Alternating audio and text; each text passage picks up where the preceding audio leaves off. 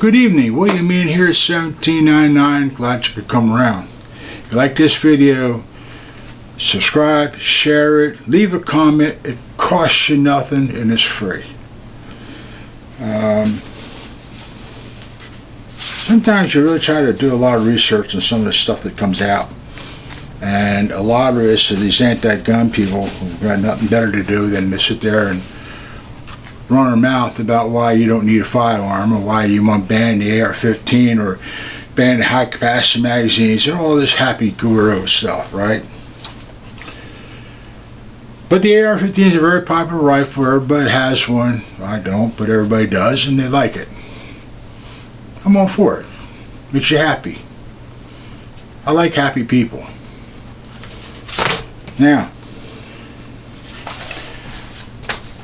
with the anti-gun people and their political politician friends out there, who politicians, by the way, are supposed to support your Second Amendment rights as well as all your Bill of Rights as well. But let's talk about this real quick. What would they not talk about? Why would they not hold a intelligent conversation with you? Simple. Home invasions, carjackings, robbery, armed robbery, knife attacks, kidnapping, human trafficking, child trafficking, drug trafficking, illegal guns coming into the United States, vehicle attacks, which means people running over crowds of people in from a parade or a mall, or just running people over, or hit and runs too and disappears. Gang rapes, drive-by shootings, terrorism, and that just scratches the surface because there is so much this crime out there that these anti-gun people will not sit there and talk to you about, along with the political politician friends. In my state, there's a lot of roadside monuments. You know what I mean? These little crosses and things like that you'll see go down the road. And it's a shame because people didn't have a right to defend themselves, maybe. Or just victims. Drunk drivers. But they don't talk about that. It's all about guns, mass shootings, guns. We need to ban the gun.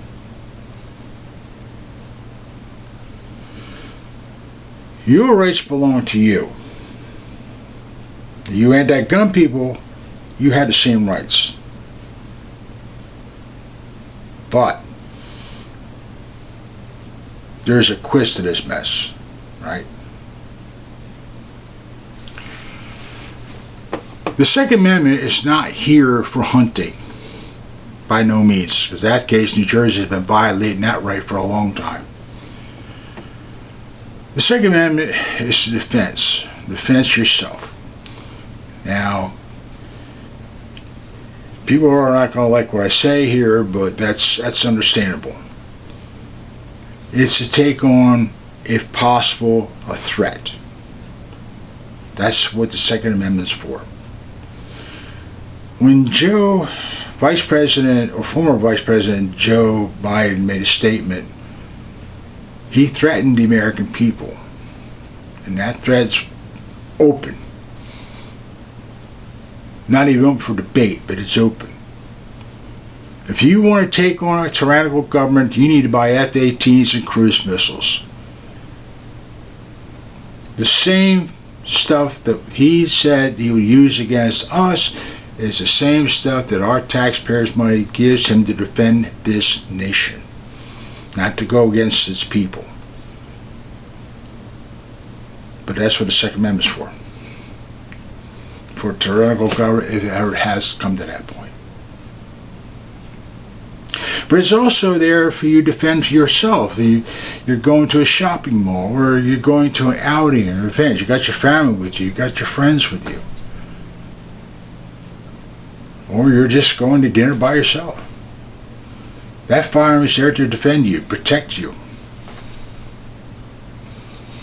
How many knife attacks? There are thousands of knife attacks out there, and people 3 or 4 or 1, sometimes as many as 5.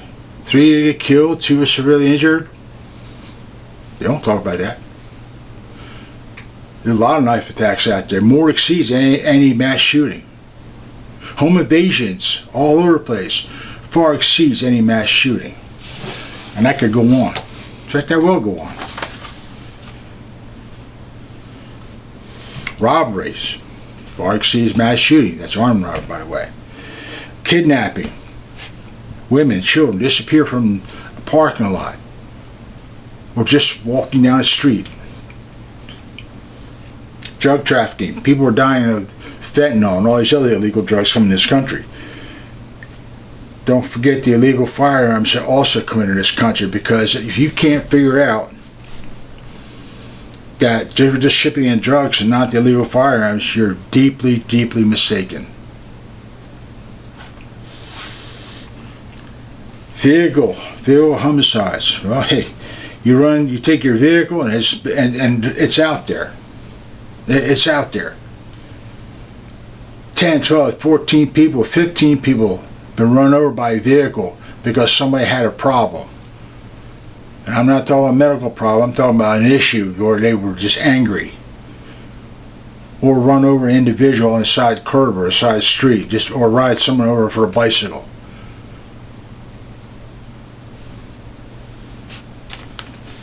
Drive-by shootings, gang members. They want to get their name with the gang. They want to get out there, be part of the gang. So what they do this nonsense thing, or just they're after somebody. Terrorism. Politicians have made it very clear. Or there is a possible terrorist threat in this country. Maybe that's why there's illegal firearms coming in this country. I mean, they're not going to go to a gun shop and say, sir, I want to look at that AR you got hanging up on the wall there. Or I want to look at that AK you might have over there. No. And they're not going to sit there and fill out a 4473 neither and wait for background checks and 30-day wait period. They ain't going through all that. They're going to have their own equipment already here with the ammunition and their 30-round magazines. They're going to be here for business. Now they tell you, you see this go on, you see something, report it. But suppose you accidentally somehow get caught up in it and you have no way to defend yourself. It may not be much, but it's something. But it's something. At least you got something to do something with. I'm not saying take on a terrorist. I'm saying just so you don't get caught. These anti-gun people aren't going to tell you that. They're not going to mention any of that.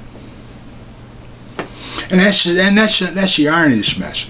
Either politicians, they're telling you, we can't do nothing because the other side don't want to do nothing. Nothing wants to be done on that side. No, skip all the BS. They got one agenda in mind. You give us what we want and we can secure the border, we can take care of all your problems, we can take care of this, take care of that, and it's all done. Just give us your rights. The red laws are going to take them from you anyway. Because they don't believe that you have too much freedom. They don't think that, the Taliban gives you rights. They don't believe that God gave you rights. In common sense, we all have the right to self-preservation. That's why we all have the right to defend ourselves. Your freedom and rights don't come from some politician sitting behind some desk that you pay for. And that pretty little chair that individual sits in that you also pay for. To sit there and make a bunch of laws and say, yeah, we can do this, but that individual's got security up his backside. No. Your rights come from the guy above. Your freedoms come from them and from the people who started this whole thing, which helped put that flag behind me. People paid a heavy price for it, and they still do to this day. And they always will. Many patriots stood against a very powerful, tyrannical government with a very powerful army and a well-equipped, well-trained military. They paid a heavy price for it so we could have what we had. So when Clarence Thomas and the Supreme Court made their decision, they read Federalist Papers. They understand what the Second Amendment was. And they understand why it was put in place. But these politicians for years tried to restrain you from all that. So Clarence Thomas told these political politicians and set the record straight. They have a right. Period. Which the anti-gun people are freaking out over. They have a complete blowout. So they make up all kinds of stories and all kinds of lies or whatever it is they have to do to literally remove your right to own that firearm. Ironically, many women own an AR-15 or certain types of handguns to protect themselves and their family. I did a video on that. The AR-15 is a very reliable firearm. I don't have one, but I used an M16 when I was in the military. I have an M14 really. SA, semi-automatic. Been selector switch and stuff taken out of it. But it's still very reliable. But the thing here is, what makes you happy? Now yes, you go through the 4473, you go through the background checks, you go through the waiting period. And all the politicians said we need more waiting period, more background checks, more waiting period, more background checks. You think that guy is going to blow up this world here, and his groom of terrorists going to go in a gun shop and say, I need to borrow that weapon there, and I'm going to go full of 4473 and all that. It ain't going to happen. Many people lie on that 4473 too, unfortunately. But the thing here is, the anti-gun people, they don't hear nothing. They live in a world of utopia. If you figure you get rid of that firearm, you will be safe forever. No. That firearm is yours. Your right to defend yourself is yours. Your right to defend your family and your friends is yours. Not some politician sitting behind some desk that you and another taxpayer has paid for, and he's got security up the backside. Or he may have his own firearm. He probably never had any training with it. But you got through the back hoops. You got to go all the whole 9 yards for this thing to make them happy. But they don't even follow the law themselves. They're not accountable. But they want to make their Supreme Court accountable. But to them, oh, the Lord will bother us. People, these politicians, you got to rein them in. There's no such thing as sitting there saying term limits. Term limits are good and bad. Your term limit idea is you pull that lever. Pull that lever, get that joker out there. There's probably another person in that political party that you might like, so you vote that individual and get the other individual out of the same party. It's that simple. But you've got to go out there and do it. Because if you don't fight for these rights, they're going to take them from you sooner or later. They'll find some loophole. They'll find some kind of wrangling thing.